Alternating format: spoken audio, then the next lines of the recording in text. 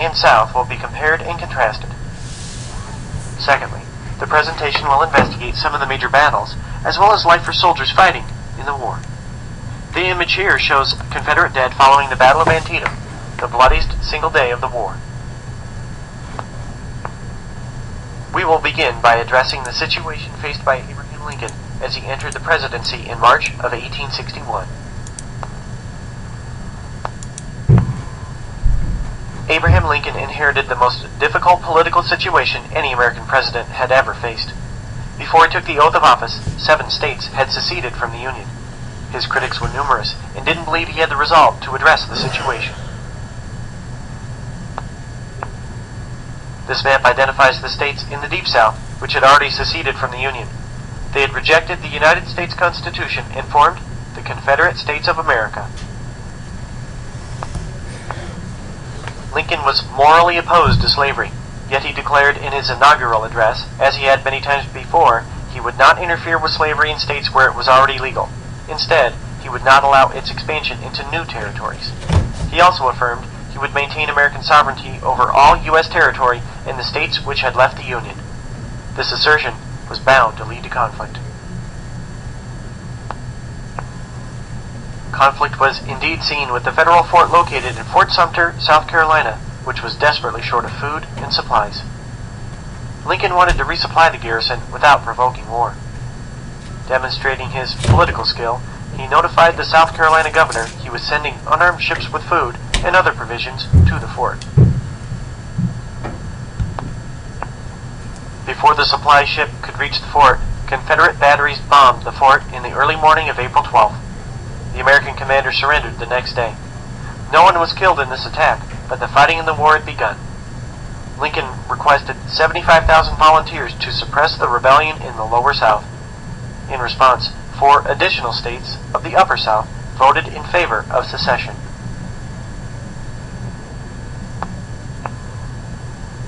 Here we see the map of secession once again. The states identified in yellow show the states of the Upper South, which waited until Lincoln's call for volunteers to secede from the Union.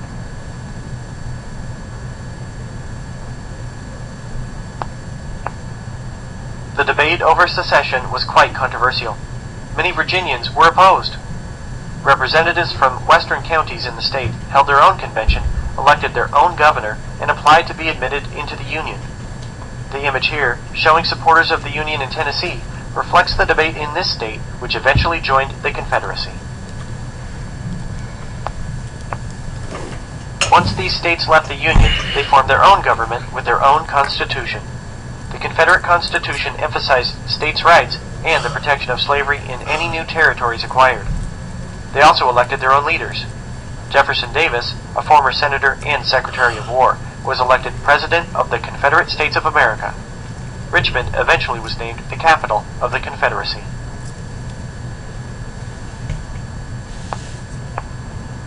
The Civil War was not simply a war addressing the issue of slavery.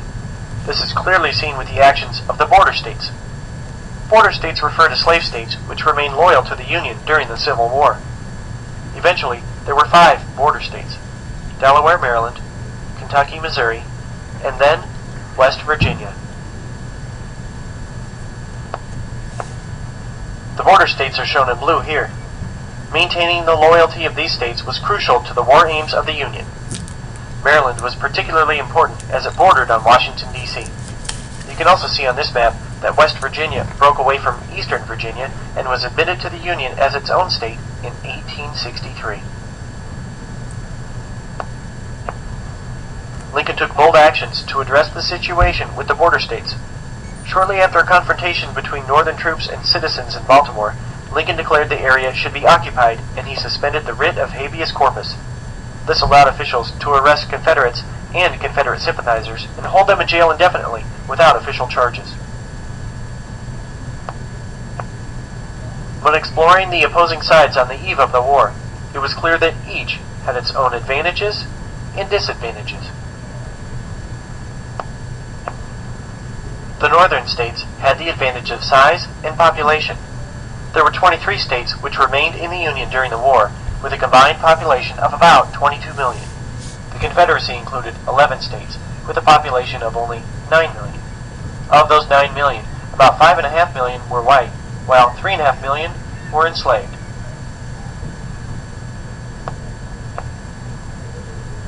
Not only did the North, as shown in light blue with this chart, have more population, it also had a much larger population of free white males ages 18 to 20 who would be responsible for much of the fighting in the war.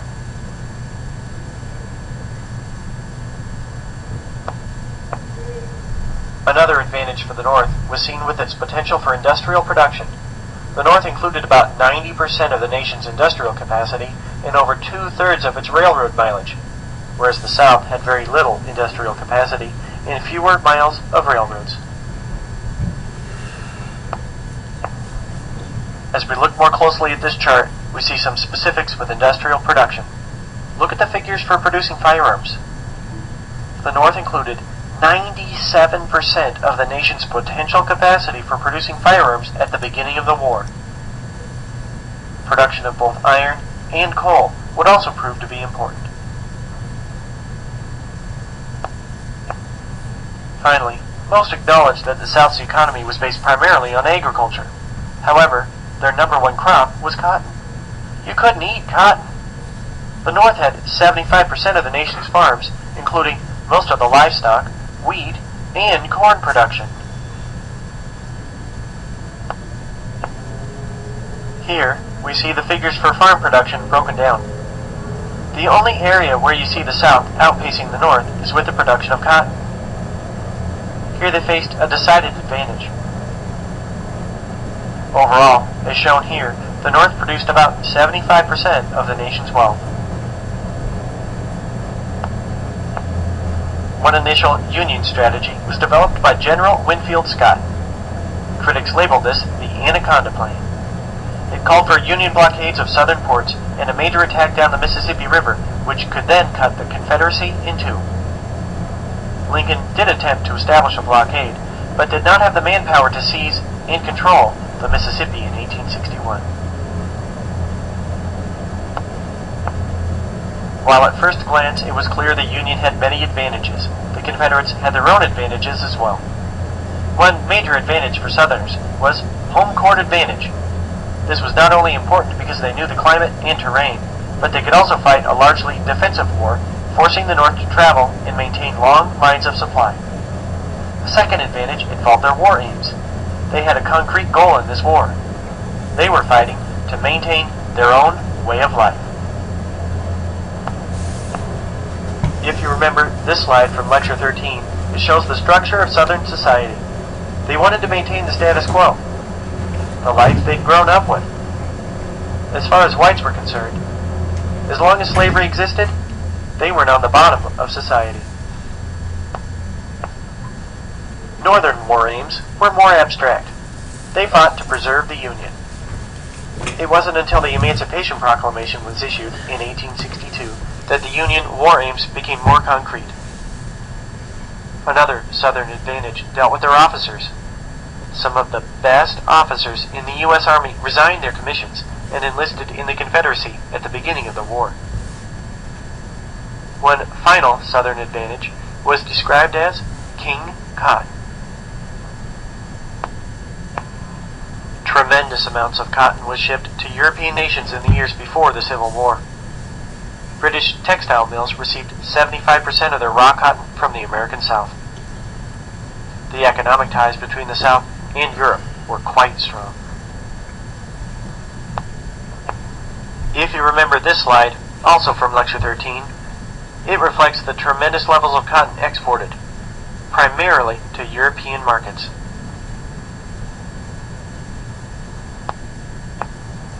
Southerners relied on European recognition and intervention in the conflict, and many elites in Europe were sympathetic to their cause. However, King Cotton eventually failed. By 1861, British factories had a huge surplus of raw cotton, and during the war, exports from Egypt and India began to replace the need for Southern cotton.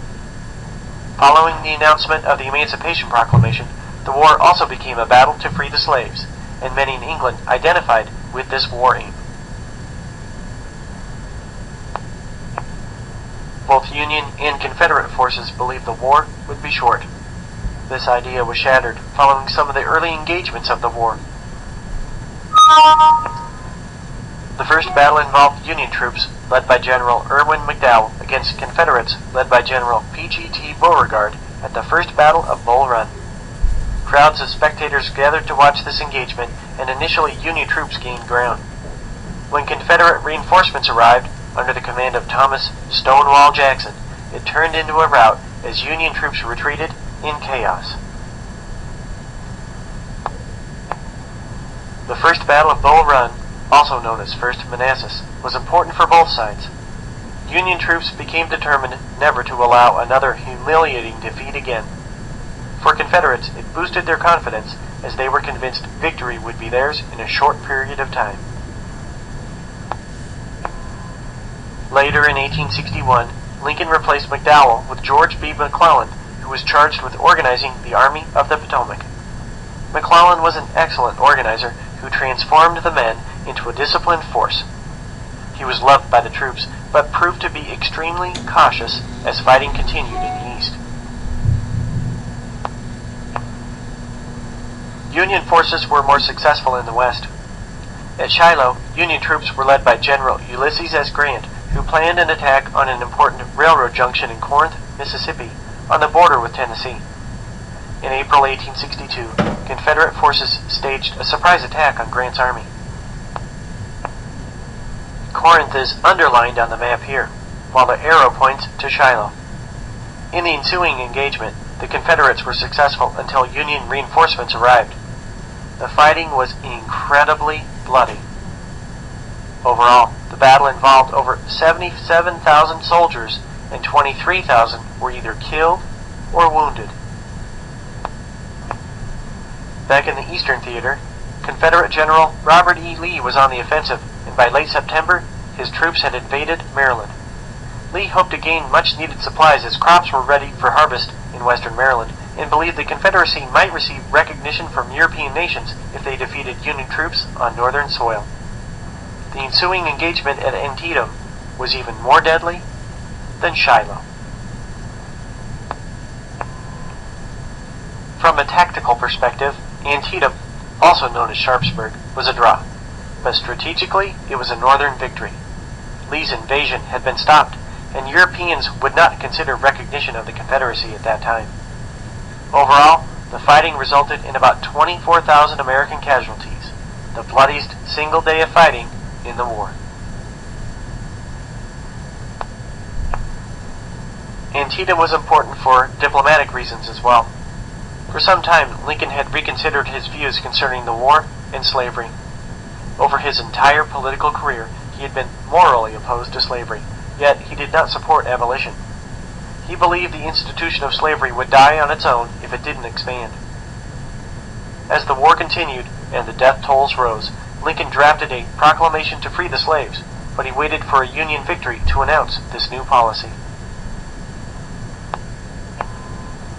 5 days after the Battle of Antietam, Lincoln issued the preliminary Emancipation Proclamation. This declared that slaves living in states in rebellion against the Union were free. It did not free slaves in states which remained loyal to the Union. The proclamation would go into effect January 1st, 1863. Once again, Lincoln demonstrated his political skill. First, by declaring that only slaves in states rebelling against the Union were freed, he was able to secure the support of the border states while pressuring them toward emancipation. The proclamation itself really had no force of law because Lincoln had no authority in the states of the Confederacy, but it transformed the Union war aims. They were no longer fighting to preserve the Union. Now, they were fighting to free slaves. We can now explore life for soldiers fighting in the Civil War.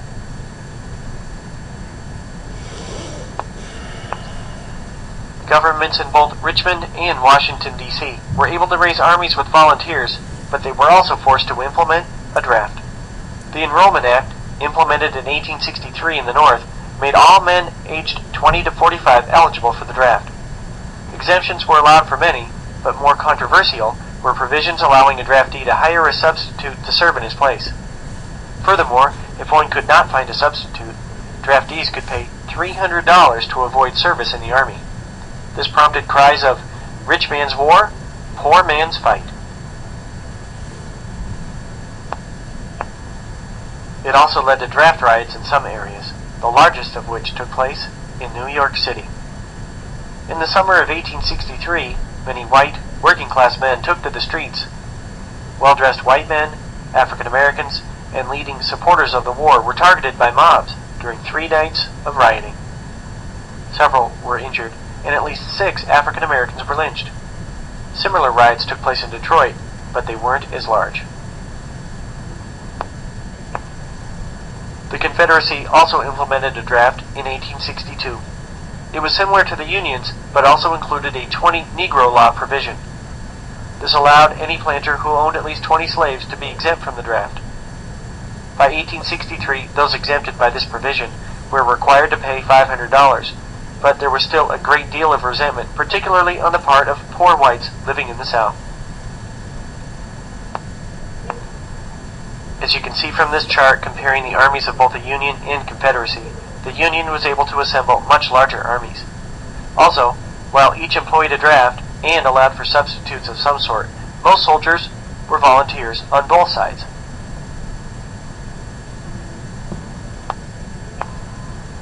Beginning in 1862, African American troops were allowed to enlist in the Union Army. By the end of the war, over 180,000 African Americans had served. Even in the Union Army, they faced discrimination as they fought in segregated units, and their pay was lower than that for white soldiers.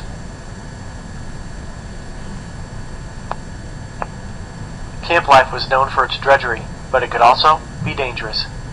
Drinking water could easily be contaminated, and diseases such as dysentery and typhoid fever were common. On the side, we see a camp of Union soldiers. Food for Union troops often consisted of beans, salted pork, pickled beef, and hardtack, hard biscuits made of water and flour. Here we see some Confederate soldiers. Their diet usually included bacon and cornmeal. Rebel soldiers always seemed to be short on supplies, whether they be food, blankets, or shoes. For both sides, the brutality of combat transformed them if they were lucky enough to have survived the fighting.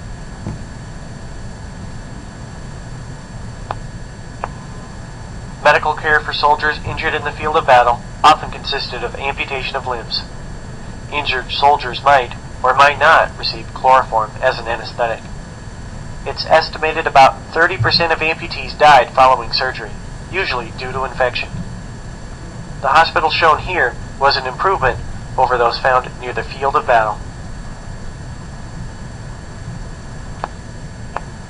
Some of the worst conditions facing soldiers might be found in prisoner of war camps.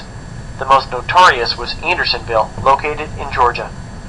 The facility was designed to handle 10,000 soldiers, yet by the summer of 1864, over 30,000 were imprisoned at the camp. It's believed 14,000 died at Andersonville alone during the war. I visited Andersonville. It's a powerful facility, which also includes a prisoner of war museum. I highly recommend it if you can make it there. 1863 proved to be a pivotal year in the war as fighting continued in both the East and West.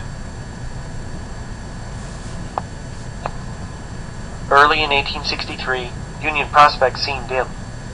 In May of that year, Confederates defeated a much larger contingent of Union forces at Chancellorsville in Virginia. However, Robert E. Lee also lost his right-hand man when Stonewall Jackson was mistakenly shot by his own troops as he returned to camp at night. Out west, Union forces were bogged down at Vicksburg, seemingly unable to make any progress. Lee proposed an invasion of the North in the summer of 1863. As they moved into Union territory, they seized much-needed food and supplies. However, they became engaged with Union troops led by George Meade at a small town in Pennsylvania named Gettysburg.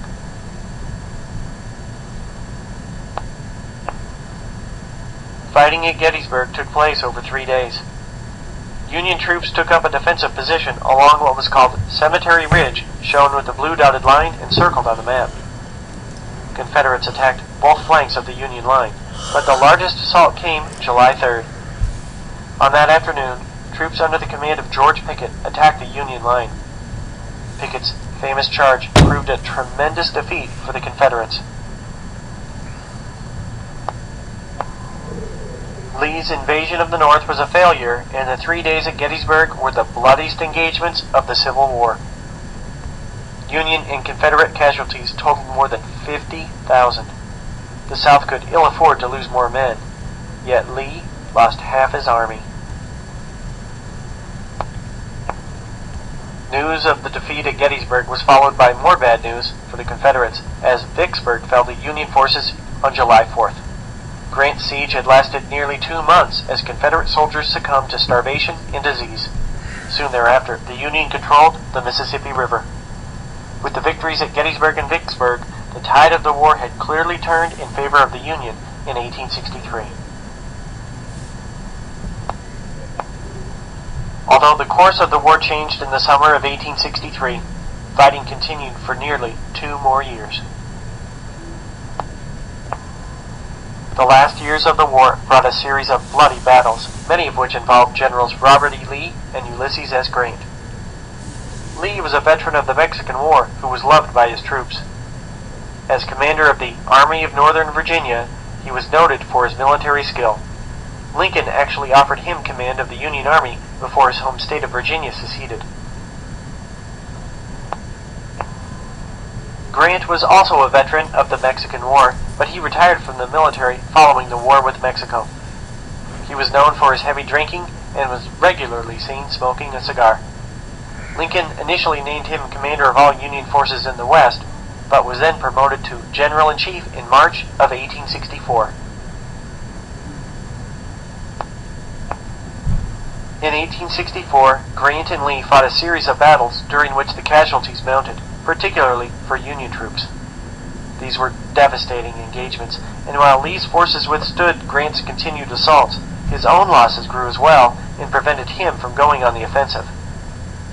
Despite the heavy casualties, Grant continued to press on. Farther south, in September of 1864, Atlanta fell to Union troops led by William Tecumseh Sherman. This was a major victory for the Union, as it had become an industrial center for the Confederacy during the war. It also came at an opportune time for Lincoln, as 1864 was an election year. Sherman's victory in Atlanta only helped his own re-election bid, as he faced competition from Democratic candidate George McClellan, the former military leader, and radicals within his own party. Following Lincoln's victory, Sherman took the war home to the civilian population of Georgia as he cut a path of destruction 60 miles wide all the way to Savannah at the rate of 10 miles per day.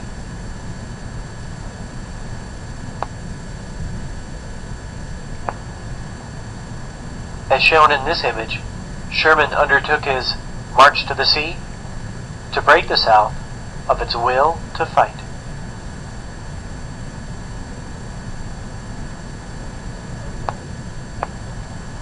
The battles involving Grant and Lee continued into 1865. As Lee retreated from Petersburg, he had few supplies and only 35,000 men. Grant's troops continued their assaults, and the end finally came for Lee when he was forced to surrender at Appomattox Courthouse in April of 1865. The two men met at a private residence, and the terms of surrender offered by Grant were generous. The defeated Confederate soldiers were allowed to return home with their horses if they had them. Within weeks, the last Southern troops had surrendered, and the war was over.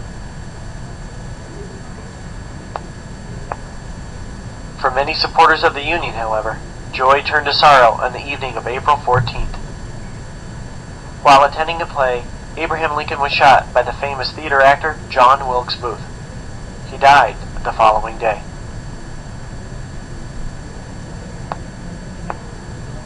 The Civil War was the most devastating war in American history, yet it ended in 1865. There were several important results of the war for the nation. First, the war ended slavery.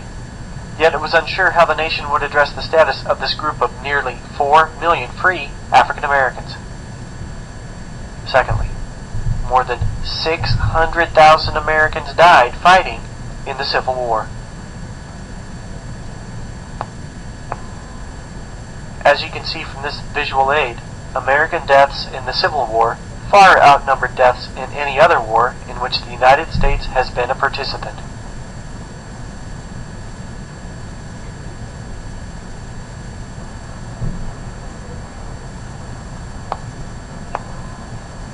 Finally, much of the South had been destroyed. How would it be rebuilt? These and other questions faced the nation as the war came to an end. This presentation has attempted to address several important events involving the American Civil War, beginning with some advantages of both the North and South on the eve of the war. It also has highlighted some of the major battles which took place during the war.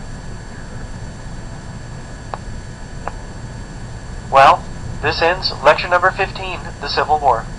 The next lecture will address many of the questions facing the nation at the war's end by exploring the era known as Reconstruction. The following slides will offer links to additional websites concerning the Civil War and a list of sources used to create this presentation. Have a great day.